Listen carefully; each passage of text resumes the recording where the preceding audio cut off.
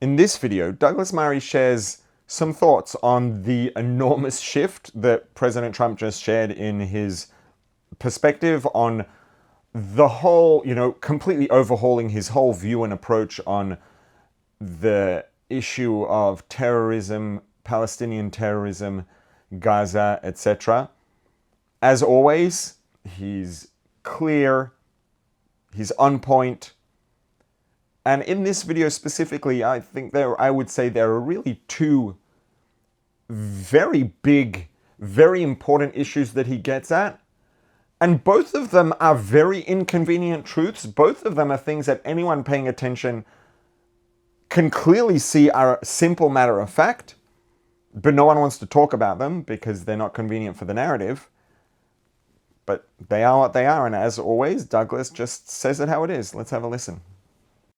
I'm Douglas Murray, and this is Direct Address. This week I wanted to address the question which the whole world seems to be talking about, which is President Trump's decision to change up, I think we can happily say, the paradigm in the Middle East, particularly as it relates to Gaza. Until the last few days, most people didn't have much of an idea of what to do about Gaza post-war, other than to get everyone to rebuild it so that the Palestinians of Gaza could do the same thing all over again. And actually, Donald Trump's suggestion that the people of Gaza should be moved elsewhere seems to me, at any rate, to be a perfectly reasonable attempt to come to a decent solution to this problem, both for the Israelis and indeed for the Palestinians. There's only one reason why the Palestinians haven't had a state, and that's because their leadership keeps on refusing to have one. That was the case in 1936. It was the case in 1948 when they were offered a state right beside the Jewish state, and they decided, no, it's too important to us to annihilate the Jewish state, and we'd rather do that than have a state of our own. It happened again in 2000 when Yasser Arafat walked away from Camp David, and it happened again in 2008 when the same deal, bewilderingly enough, was put back on the table. A lot of people don't seem to realize that everybody who has actually worked away at this problem, the problem of the Palestinian state issue, they all basically have realized for a long time now that the paradigm they've been working in is completely defunct. It doesn't work. Nobody can make it work. John Kerry ran around the world on private jets and he still weirdly couldn't make it work, and it's because it doesn't work. It can't work. And what Donald Trump has done this week is to say, let's try something new.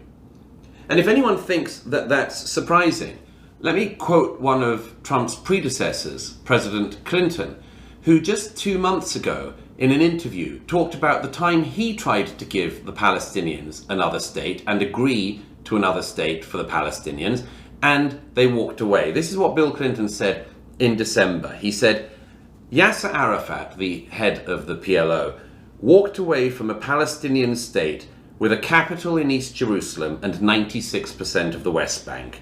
And here's what Clinton went on to say. If you turn down and walk away from a once-in-a-lifetime peace offer, you can't complain 25 years later when the doors aren't still open and all the possibilities aren't still there. Yet the complaints from the Palestinians have been listened to by the international community for a very long time. In 2005, Israel withdrew every single remaining Jew from the Gaza Strip and handed it over to the Palestinians. Effectively, it was yet another Palestinian state.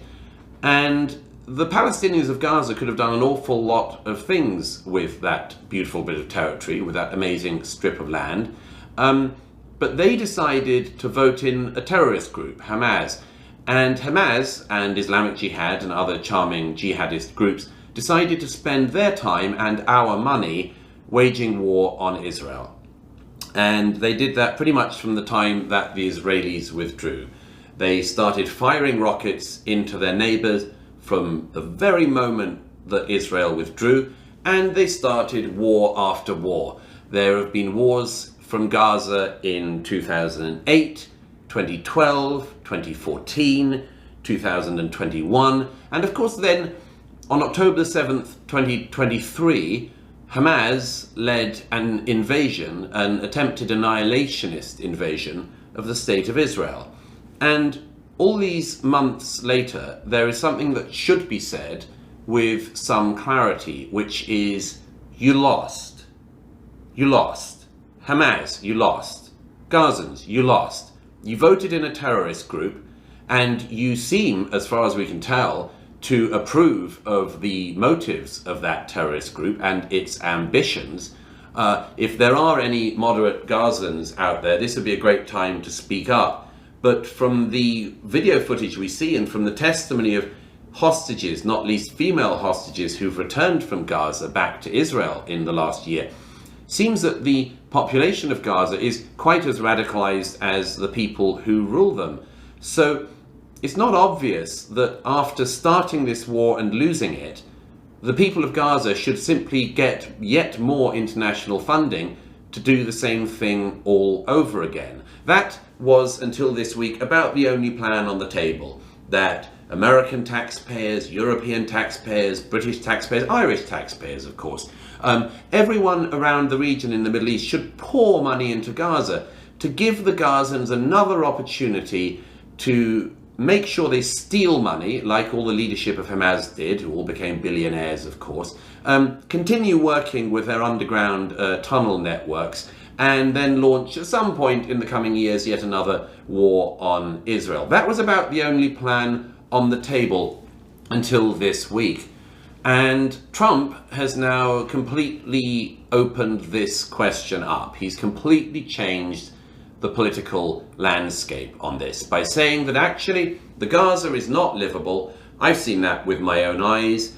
Thanks to the house-to-house fighting, it's basically a wreck, and the population who are from there would do much better to be encouraged to move elsewhere, as President Trump said. There are lots of countries that have expressed enormous support for the Palestinians of Gaza, and I see no reason why they shouldn't be encouraged to take them in. Pakistan, I'm sure, could do with the highly radicalized population of Gaza going their way. The government of Ireland, that's been so vituperative about the Israelis in this war and has said that they are the greatest friends of the Palestinians, they, I'm sure, could do with a large influx of Gazans to Ireland. I'm sure all the other countries that have been grandstanding could do the same, but there are two countries that I think are particularly worth noting in this regard. And they're both the countries, by the way, which Donald Trump has singled out this week for taking in Gazans. The first is Egypt. Egypt used to run the Gaza Strip. I've never understood why, if the Egyptians and others of the so-called Muslim brothers and sisters of the Palestinians are so worried about their plight, and I've never believed they are. I've said that repeatedly. They don't care about the Palestinians at all. They just hate the Jews. But if they really do care about their Palestinian brothers and sisters, I never understood why the Egyptian government built such a big wall to try to keep them out. Now would be a great time to show solidarity, General Sisi, and I hope very much that all of that lovely land you have in the south of Egypt could be handed over in a decent peace settlement to some of the citizens of Gaza to live more peaceably than they've been living in the Gaza Strip. And the second country, of course, that Donald Trump singled out was Jordan. This is a very interesting one because Jordan is effectively a Palestinian state as well. Most of its population are Palestinians, and the leadership of Jordan has been incredibly vociferous in recent years about the terrible, as they see it, treatment of the Israelis in returning fire against the Gazan jihadists when they wage war on Israel. The Jordanian authorities have been extremely noisy in their condemnations of Israel. They seem to think that Israel should just sit back and take rocket fire for more than a decade and all of October the 7th and everything else. Queen Rania, one of my favorite people in this war, has repeatedly taken to the airwaves to condemn the Israelis and their treatment of the Gazans. Of course, she doesn't have much of a brain. The only thing we can really learn from Queen Rania is how to marry a king. But if she did have a brain, she could have some time ago asked her father-in-law what he did with the Palestinians when they got on his nerves in the 1970s. And she'd have learned that her father-in-law's response Black September was to massacre tens of thousands of Palestinians who disagreed with him.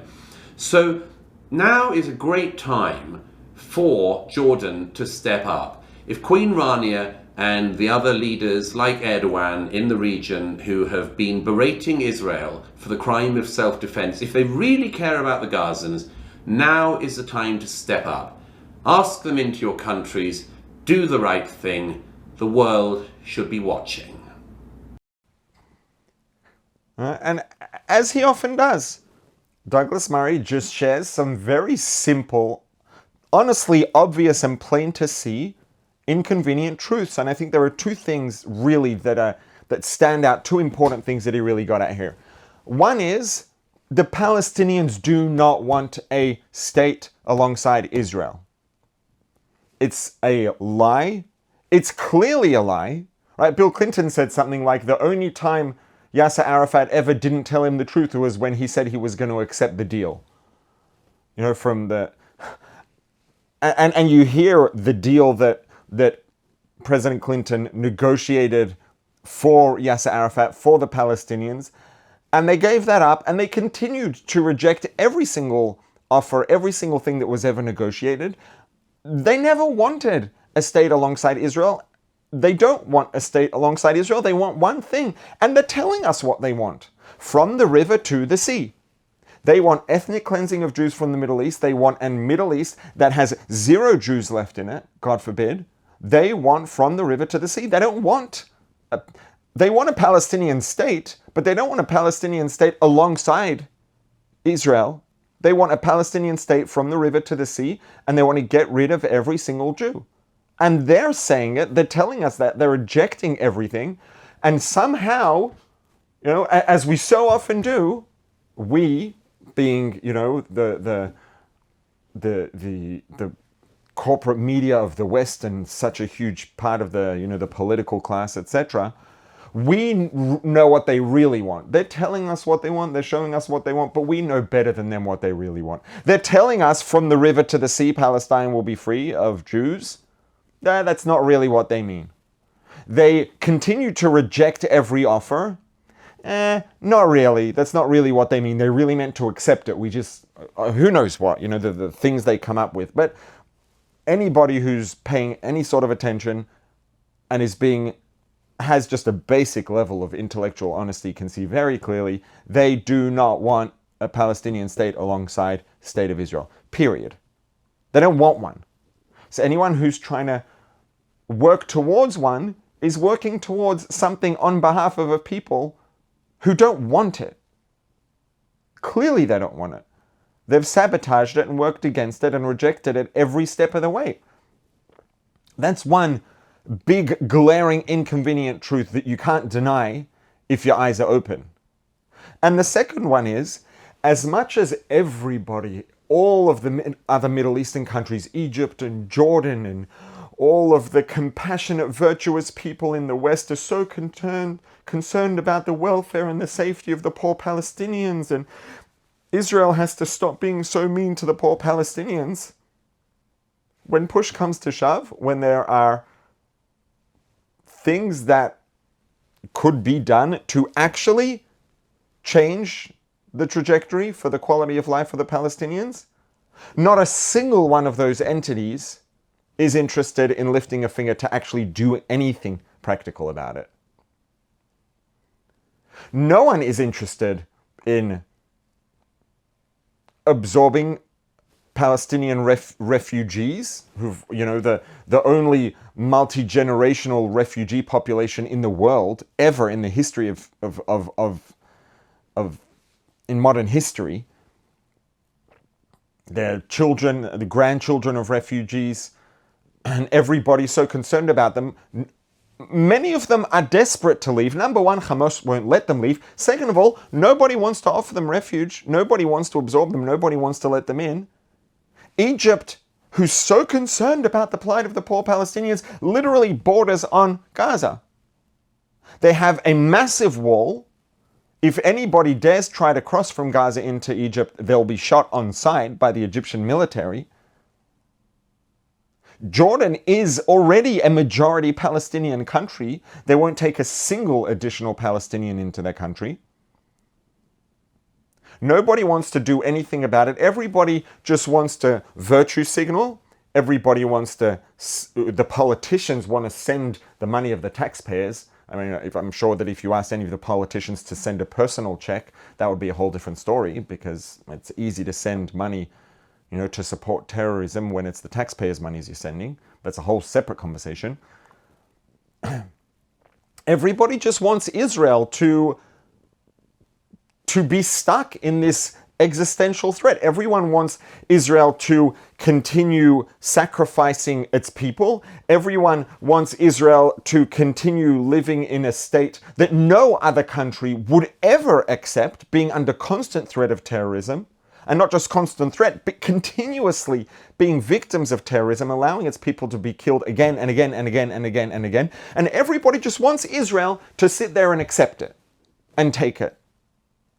Well, or alternatively, Israel could just cease to exist and cede its entire existence to these poor Palestinians, and then from the river to the sea, it'll be free of Jews and they'll all be super happy.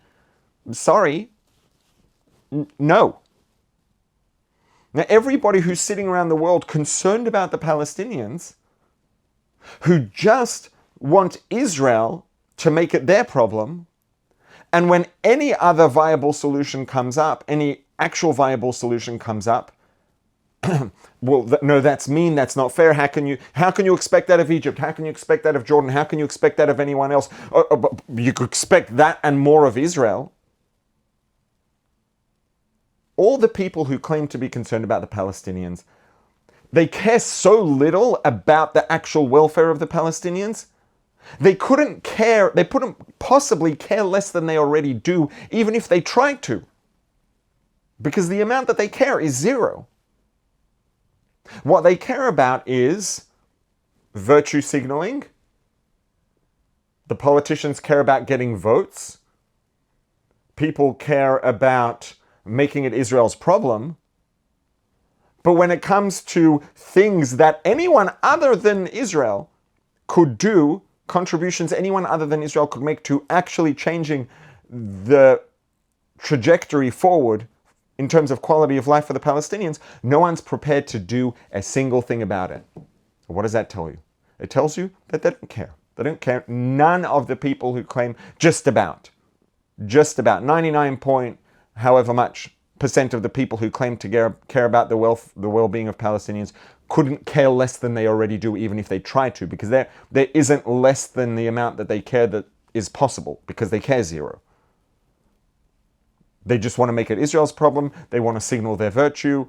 All of that, they don't care. And the Palestinians aren't looking for what they supposedly want either, and it's very clear. What does anyone expect? What does anyone actually want here? For real. It's all a lie. The whole thing is just, it's a house of cards built on top of a house of cards. It's all lies. And anybody who's paying any amount of attention and has any just a minimal amount of intellectual honesty will see immediately that it's all just lies on top of lies on top of lies. It's just what it is.